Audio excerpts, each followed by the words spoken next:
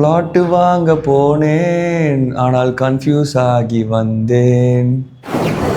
வேண்டாம், area develop ஆகல, loan எடுக்காத, இன்னும் கொஞ்சம் வெயிட் பண்ணுங்க.